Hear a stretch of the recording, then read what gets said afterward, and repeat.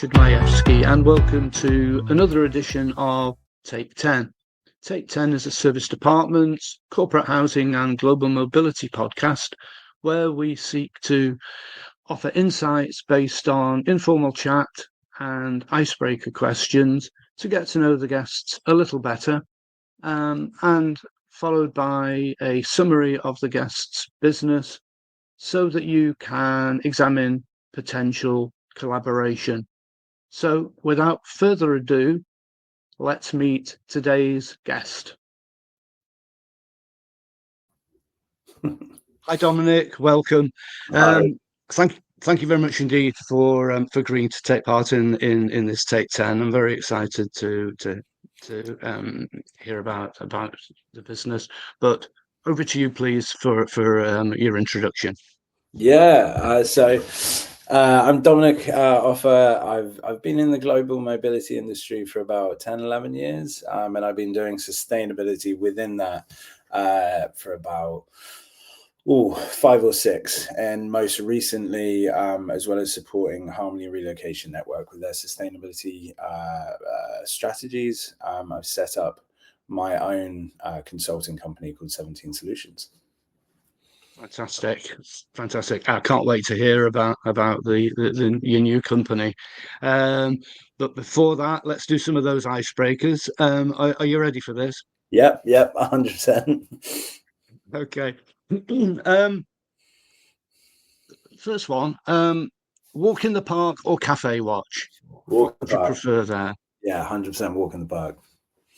Yeah, offers that kind of solitude, not solitude, but you can sort your thoughts out and what have you, rather than be distracted by, other people's dogs with drinking the water and stuff. Seems to be a bowl outside every cafe these days. Yeah, and now everyone's working in the cafes as well. It's finding space. I'm a big walker. Love good hike in the countryside and everything like that. So any chance to get out into nature, I take. Yeah, totally agree. Totally understand that. If you were in a cafe, tea or coffee, or is it some other tea, and always like really bougie teas, which I find embarrassed about, white tea or Darjeeling or oolong or something like that. Normally just get you've got breakfast or Earl Grey, mate. That's the choice. Exactly. That's right. And a good mug of Builder's tea kind of thing. Yeah.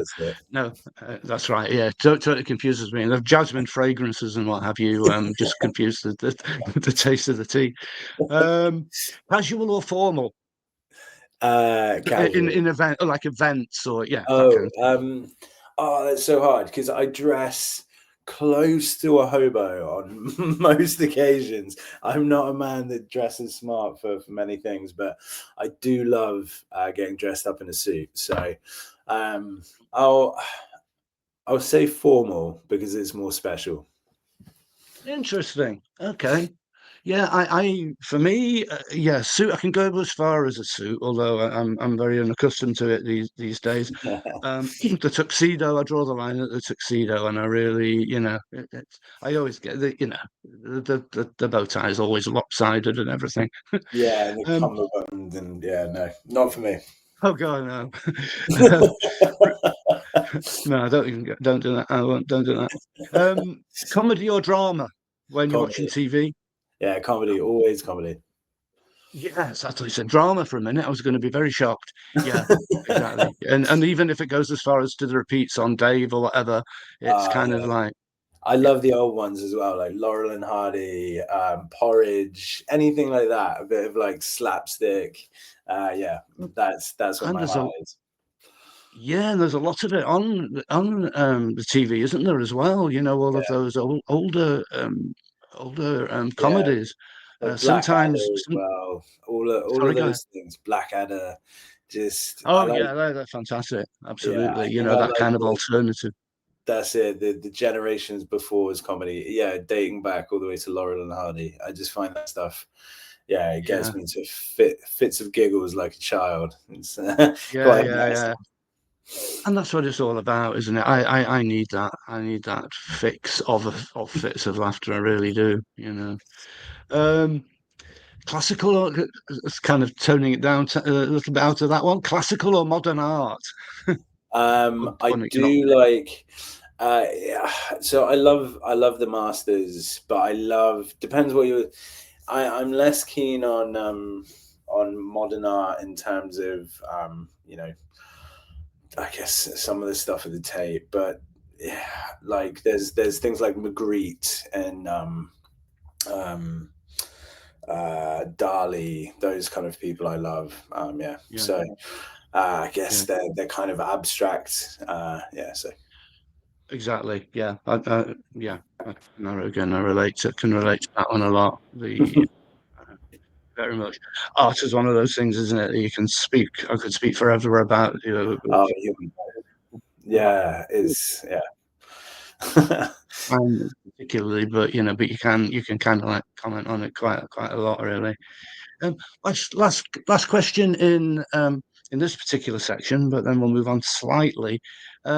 Living in the city or in the country? Country. Yeah, I did the city for many years and I love it, but Mm, I was born in a village of 200 people, so it's yeah, born in the countryside. The call came yeah, back to me, so now I live in a small market town. nice. Yeah, yeah. Again, there's that tranquility that's nice to return to, I think, isn't it? Yeah, Really. that's it. Um, you know, it's been a bit of a issue, hasn't it, since the end of the pandemic, where people are returning to the office when they Mm. got so used to this kind of hybrid or work from home, and Yeah, that's kind of like difficult. yeah. With the increase of the rail network prices as well. Yeah, it's Yeah, not it would ideal. be good if they could get you there. I don't know. I'm sure there used to be an advert about "We'll get you there." I can't think though, but it took me 5 hours getting from Manchester last week, Whoa! literally via Sheffield. Wow, Yeah, that it is was great. brutal. Standing up halfway, Oh, coming back. that's awful. The train was absolutely packed Yeah. um, because they had to redo, talking of trains, actually, wow, that was a good little, what do they call it these days? Segue. Segway, Yeah. Segway, Yes, whatever. segue. Um, yeah. Car and moving on to slightly, we'll come on to, and I want to hear all about your company. A Yeah. few questions though regarding kind of the Yeah. sustainability that we'll hear about from you with your company. But car or train, if you're traveling in the UK? Train. I love trains anyway. So, I'm not a train enthusiast, I would say, but I think if you can sit there and peer out the window, you see some amazing things. So, yeah, I do love getting a good train. Lovely. Yeah, exactly. And sometimes when you're traveling with your younger people, it can be a revelation as well. I remember traveling with my daughter, and she was looking at she was fascinated about real cows outside the window. Ah, I She'd love that. never seen a cow before. Kind of Oh, blimey. I love that. Can you imagine being able to see a cow again for the first time? Yeah, It's yeah. that's something special. Well, yeah. Bad marks for parenting, though. I was thinking, No, oh not gosh. at all. It's one of those things. It's Yeah, when do you get the chance? But yeah. they're a I mean, lot rarer I than saw. they used to be. Yeah, I saw some stats a couple of months, about a month or so ago, I think, about the sustainability of train travel as well. That it's Yeah, actually phenomenal, even more sustainable than electric cars. But yeah, we'll get onto all of that. We'll get onto yeah. all of that shortly. A couple more of these questions, and then let's have a look. Um, Business class or economy? I know you'll say business. Sustainability wise, always economy. I've never. Yeah, Uh, I'm sure it's lovely. I've been in business a couple of times, but yeah, you know it's yeah. not I it's mean, not attainable for many people, and the expense of it is just that could be going to someone in need, or I just when you're yes, talking about 3 or 4 times the price of a regular ticket, even more sometimes, I'm just yeah. kind of like my individual comfort can never be worth this money. Yeah, exactly. And nicely put. Yeah. Um, a kind of a frivolous one here, Yeah. and you won't know the right answer probably. Window seat or aisle seat? Oh, I'm a fidgeter. So I'm kind of more comfortable with the aisle. Yeah. Yeah, but I'm the classic knee out, get caught by the trolley, or take my glasses off. And I once took my glasses off, put them in the little netting, and they fell out somehow, and they fell into the aisleway, and someone stood on them. And I had to go to a business meeting with my. I tried to sort them out, but my one like arm of my glass was up there, like one was down there. I looked like an absolute idiot, but Brilliant. yeah. Yeah. But at least you distracted them from the content of the meeting. So I hope they agreed to everything you wanted. They did. They were Yeah. impressed that I just turned up looking like a fool. And then we talked about my love of comedy, and everything was fine. Ah, brilliant. And that's what it's all about, isn't it? In business, but real people in business. And that's you. We shouldn't get away from that. Yeah, exactly. The frivolous answer to that one apparently was um, an aisle seat for a quicker escape from the carbon guilt. I suppose of looking through the window and seeing that those engines just, throwing out the fumes as you're traveling.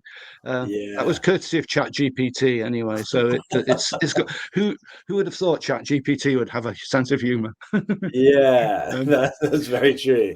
Yeah, yeah. no. But Carbon guilt. and, and, enough about that. I'm dying to hear about the business. So over to you, Dominic, to tell us all about 17 Solutions. Yeah, thank you.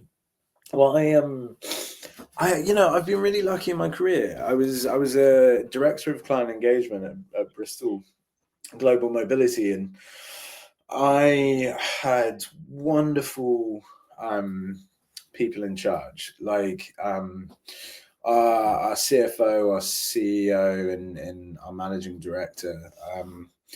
I was truly lucky in the fact that not many people have bosses that really believe in them, and just you go to them with a harebrained idea, and they go, look, you've done it, we trust you, go ahead. So in COVID, loads of people were furloughed, and I went up to my bosses then, Valerie Wakeham and Glenn Manser, and just went like, look, I know this is the worst time, but I have to do something on sustainability. And they just went, look, we've got no time, we've got no money, you're doing three people's jobs, we're not going to tell you what to do, but if you want to go do it, it's going to have to be in your own time. And I felt so passionately about it, I said okay.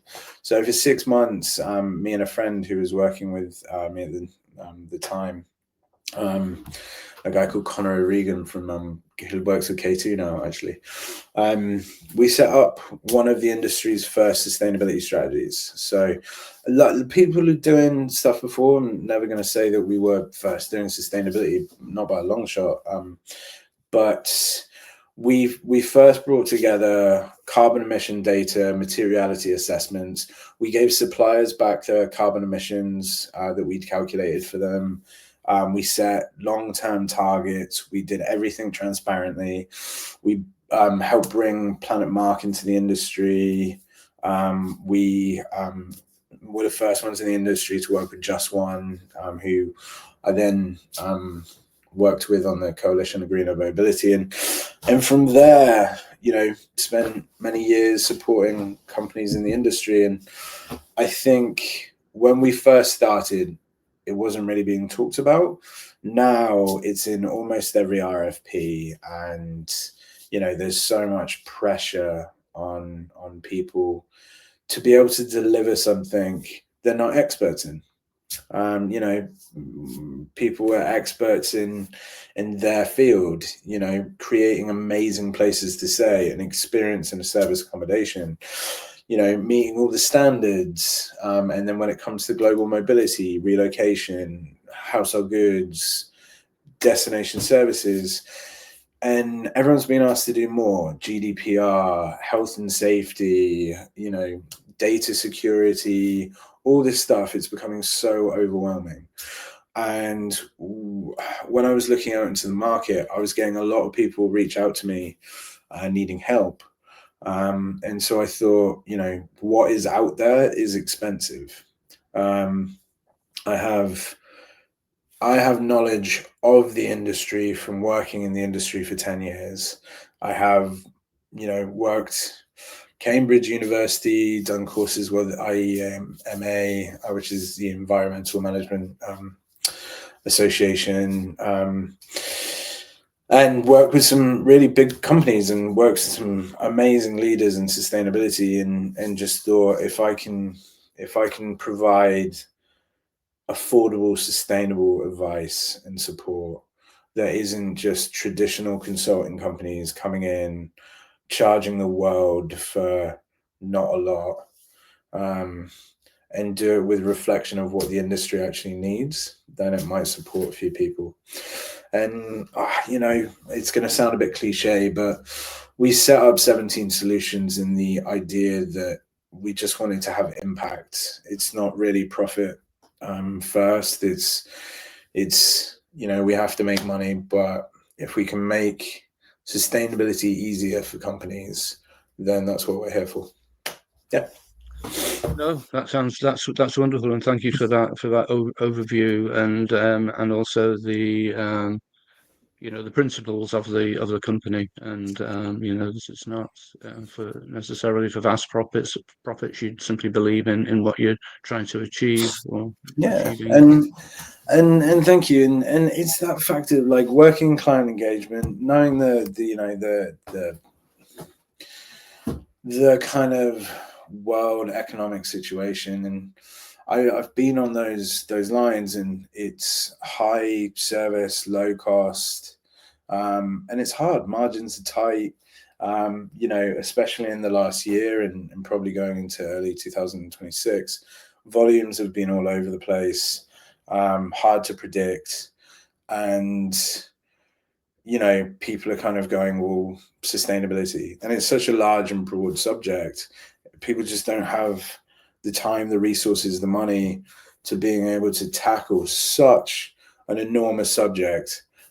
So yeah, hopefully we can do some help for some companies. Yeah, this is it. It's such a thing. I mean, I've scribbled. I was scribbling a few notes here. Really, one of them was regarding achievable, whether achievable, but I suppose specific. Well, I have a question before this next Yeah. question, really. So the advice that you'll be giving, or the consultancy that you'll be giving, your target market, for want of a better expression, but I mean, I know that, but with whom are you engaging as such? Are there particular companies? Yeah, like how we love to work with SMEs, because my business partner, a guy called Sam Jenner, he's done a master in environmental science and behavioral change, and he used to work for a construction company doing sustainable retrofitting and design and that kind of thing, finding sustainable supplies for older buildings. And what we both care about is just being accessible to people in the market. Like, a lot of the bigger companies can afford, your big consulting help and do all of the fancy stuff that not everyone needs to do. But all the big companies are asking smaller suppliers to do everything they're doing, and it doesn't necessarily make sense. So it's having someone available to be able to explain the narrative of, how do I talk to big RMCs or big clients who are asking for like science-based targets initiatives and asking for all of these different metrics. We can kind of come in and say, like, look, right, you're a small company, focus on this, this, and this, but do it within your own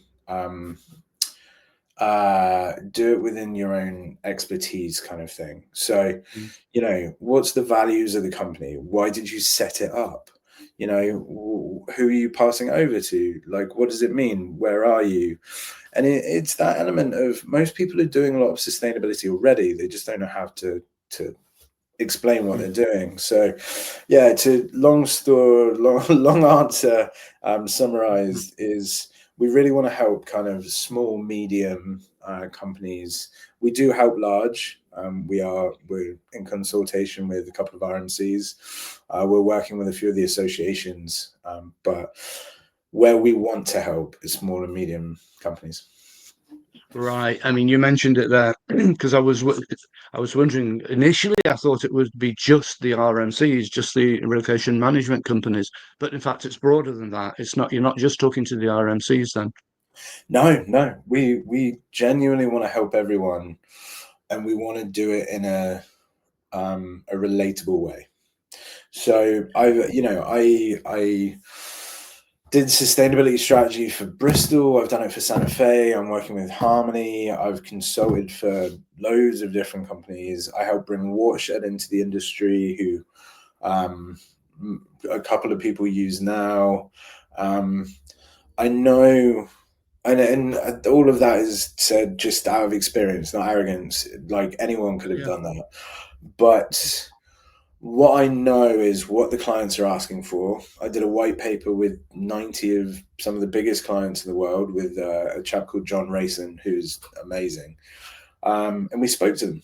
We found out what was important, put it into a white paper with these strategies that I've built for the RMCs. I know what the RMCs are looking at. I know what the clients are looking at. And I know what, with small and medium companies, what they should be pushing back on and going like, look, we know what's important. We can deliver the important piece, but you have to give us time, you have to give us energy, and you have to actually reciprocate this kind of level of engagement. Yeah. I loved earlier on what you were saying about what you mentioned there in passing about behavioral change Yeah. being so fundamental to sustainability, really, because it's we're all going through the bends, kind of like coming to terms with a change in fundamental behavior. One of the questions that I didn't ask was, I've forgotten the exact wording, but it was something like it's to do with recycling, where, and on a domestic level, managed recycling and proper, or do you just dump it all in and you don't read whether you can actually recycle those things? So it's a behavioral thing. I'll admit, I've got to come clean. I just put anything plastic in that bin, and I know I shouldn't be doing that. But on the RMC side as well, and another question that I didn't ask, but which I found interesting, was the RMCs, and obviously we know about hotels and service departments and the kind of like relative benefits of service departments for ESG. But one thing I never thought about was the RMC kind of work that you need to do, where do you place a family in a suburb that's well connected with public transport, or do you let them get a car? And obviously then that has an impact on the environment. So there's all those things. Yeah, it's huge, and you can get really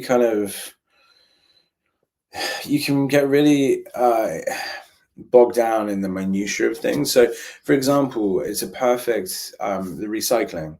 So, recycling is important to a degree, but it's actually reuse. Recycling still continues a cycle of just use, and the biggest thing that people can do is reduce the amount they're using. So recognizing where reductions can take place, and the thing about that is it's business efficiency.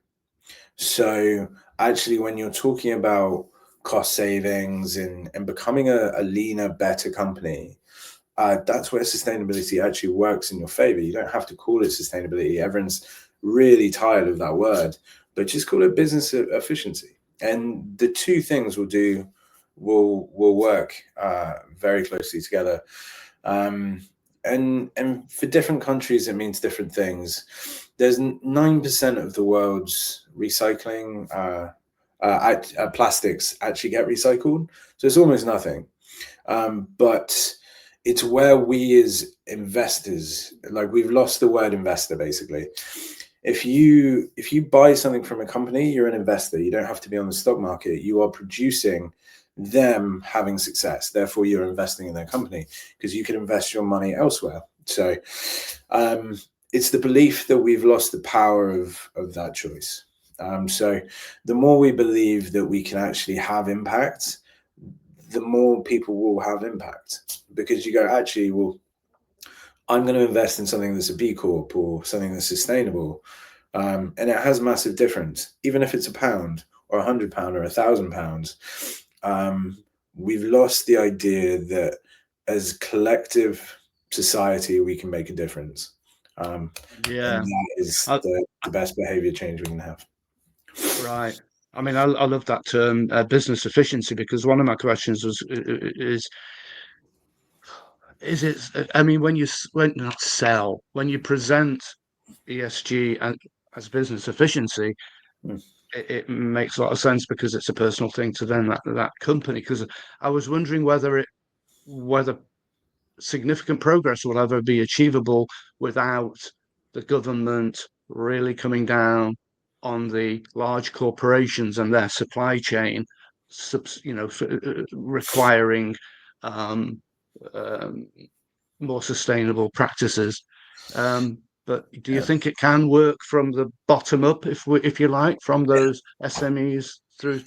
I don't know. Yeah, 100%. You have to think about, sorry, that's the wrong way to start, but as we all think about, um, if 80% of the world is SMEs, so you think about it, actually, collective buying power is a huge thing.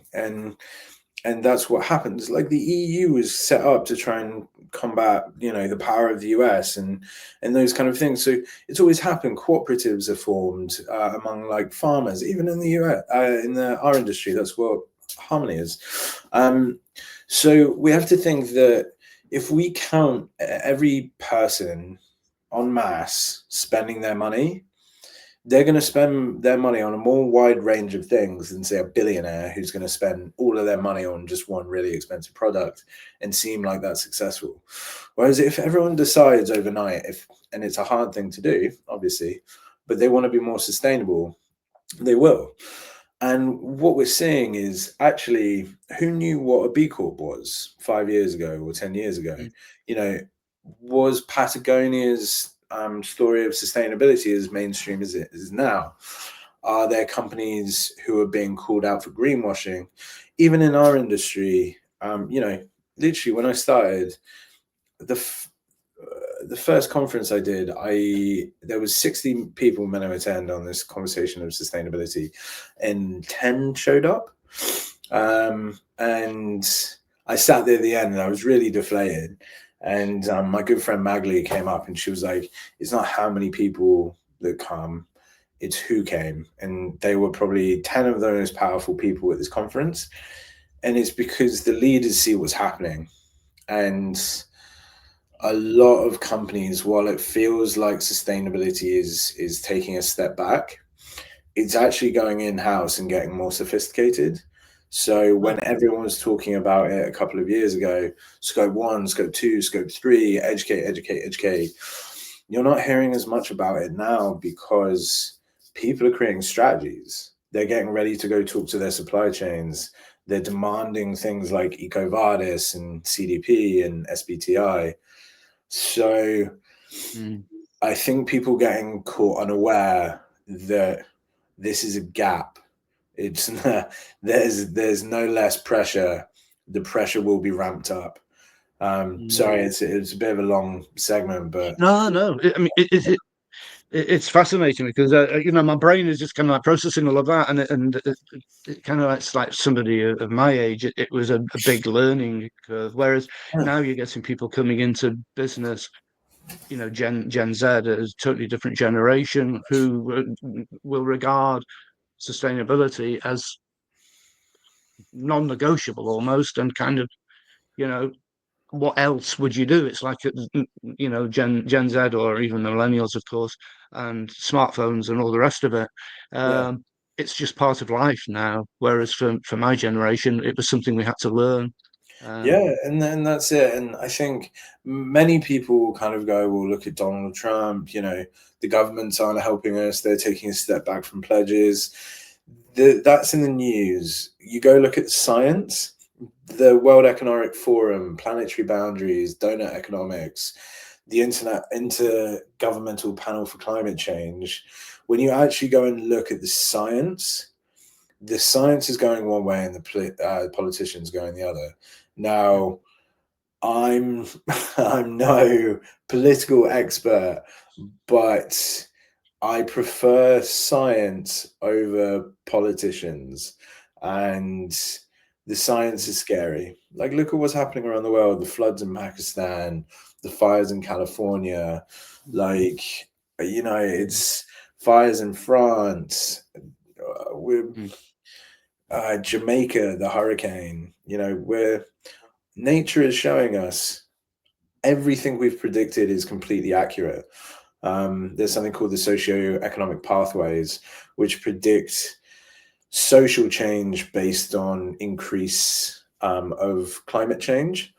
And with those, they show the extreme of politics increase based on an incremental level of degrees Celsius warming. And it is scary how accurate it is. It says there is a rise in extreme right politics as we get warmer, and it's exactly what's happening. So we know what's going to happen. We see it happening. We now have to think of ourselves as investors and go, look, the governments aren't doing it for me. I may not have a lot of money, but what money I have, I can spend and look my family in the eye, the Gen Z, the people who are taking over, and go like, look, I tried. With the money that I had, I spent 50p more on a product, and it was more sustainable. And if that's all you can do, you've done a great job. Yeah, 100%. It's funny you say that. As you get older, you start thinking about what will I put? What do I want as my epitaph? And I tried was one of the things that I was thinking of having it in there, because that's all we can try to. That's all we can do, isn't it? Try. Well, that's it. Yeah, but a conference last week, and it was the ASAP conference, Association of Service Department Providers, and there was a gentleman, John or Peter Watson, I think his name was, and he was what has been termed a futurist, but he was talking about various things for projecting the future. But one thing that he surprised me about, and because I didn't realize that this was an issue, was ChatGPT, and I've now revealed earlier on in this conversation that I've been using ChatGPT, but apparently the use of ChatGPT has an effect on the climate as well. I don't know. I'm just imagining like big computers whirring away there, and but maybe it's not energy efficient or something. I don't know. But I think with all this stuff is the thing that people find hardest with sustainability and creating a positive impact is that there's so much choice. If you think about every single action and every single product, it's overwhelming and you can't do it. I think things that are accessible to people to help them improve lives, what we have to do is push for companies to be more sustainable. But if ChatGPT creates equity of information, so people have access to information and the ability to do things like they hadn't before, crack on. If it's going to bring them closer to the rich and powerful in terms of being able to develop themselves, their businesses, whatever it is, that's a powerful tool to be used. Yeah, that's a good point. It's not just another McDonald's wrapper chucked on the floor, is it, kind of thing? It's actually, it's got some product there. It's tricky, but you've been very generous with your time here, Dominic. I've got one. I think one more. I've got two more questions. One question and one not so serious question. As we're traveling around this kind of this topic, there seems to me to be so many ways in which the carbon footprint is measured. Is that an issue? And I mean, I'm seeing something, and it's only like during our conversation here, but like it's a bit like the OTAs, the online travel agents, where you've got those different ones, and then you've got a channel manager, kind of like that can sync everything. Do you think that one day there'll be like a channel manager type thing for all of those different measuring tools? Because we're like comparing apples and pears at the moment, aren't we, in terms of how well companies are doing? Yeah, so there's standardization is coming actually into the EU on certain pieces of emissions data. And I think the biggest thing is a lot of it's taken from the same sources and then determined in different ways. How does that affect us? Oh, that's not quite right. We use that, blah, blah, blah, and emission factors. I'm a massive believer in 80%. So if you can get a general understanding of where you are, the effort to get to 100% is wasted versus creating action. So there's loads of free tools out there. There's loads of ways to actually calculate scope 1 and 2. Super easy, really, really easy. There's no real reason anyone can't do that. It's just your energy usage and like the burn of fuel, basically. Scope 3 is more difficult, 100%. But again, if you take everything iteratively, so step by step, just look, this is what is easier for us to measure. I can do food waste. I can do, travel. I can do commutes. I can do that kind of thing. And they go, right, what's the stuff I can't do? How do I build into that? And again, there's free tools. There's ways to develop that. So I think don't get bogged down in the detail.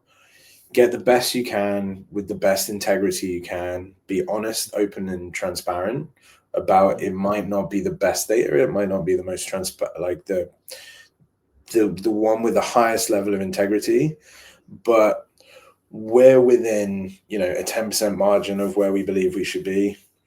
Let's start working on reduction plans, because at least then you're reducing rather than just trying to focus on getting the best emissions data. Wonderful. Thank you. One question I have to ask, which hasn't been planned, dear viewer, but I have to ask it, and then I'll hand over to you for like a summary as such. But I have to ask about the polar bear, because on your sweatshirt there. So is that to do with ice caps and what have you, or is that a program of such? No, it's just it was just a brand of t-shirt I thought was really cool. I wish it had more to do with that. Yeah, I buy so few like new clothes for myself. Most of the stuff I own is secondhand from charity shops and that kind of thing. But I saw this and I was like, oh, I really like that. I'm gonna get it. So I allowed myself this polar bear shirt. Well, I'm sure subliminally it was a message getting through though to people during the because it is an important one as well, isn't it? Yeah, I wish I'd made something up then. It would be like save the polar bears, but no, so more material and fickle than that. But it says more about you, the person, and the company, really, and honest and transparent. And you've said it all there, so it's actually great. And in those terms, Dominic, and thinking of people watching this recording, is there a message, a call to action, really, both in terms of your target market and how they basically the business side of it, and how they contact you to take the next step, really, I suppose. Yeah, I think check me out on LinkedIn. We've got a LinkedIn page as well. There's a link into our website there. I think just come and have an honest conversation with us. We're not, honestly, like you would have seen, we're not going to try and shove positive impact and sustainability and measurements and reductions down your throat. We'll have an honest conversation with anyone, for free, and just go like, look, this is what we can recommend. And then if you're just not sure, we can definitely help you on the way. It's not just about the environmental stuff, EV, solar power, solar panels. It's about how you engage in the community. It's about how you develop your message and, really be able to relate to your clients to say, you're asking for this, it's a lot, this is what we're doing, this is where we can get to. And really what we want to do is help communicate, get everything together for you, and then just set you on your way. We're not looking to be with people for 3 to 5 years of constant money. Our aim is impact, low cost, helping people develop change in the industry. So yeah, just come get hold of us, message me on LinkedIn, anything like that. No, that sounds spot on. Sounds wonderful. And if they were to then link with you on LinkedIn, follow your posts and what have you as well, then you'll be covering some of those important topics as well, won't you? No, thank you very much indeed, Dominic, for all your time. We've gone well over time, but I couldn't help asking the questions, I'm afraid. So thank you for No, I that. love it. Thank you ever so Well, much. and Lovely. I mean, I hope I've not made you late for the next one. Now we're going to play an outro here. Bear with me because I'm bound to do it wrong, but so bear with me here and don't go away.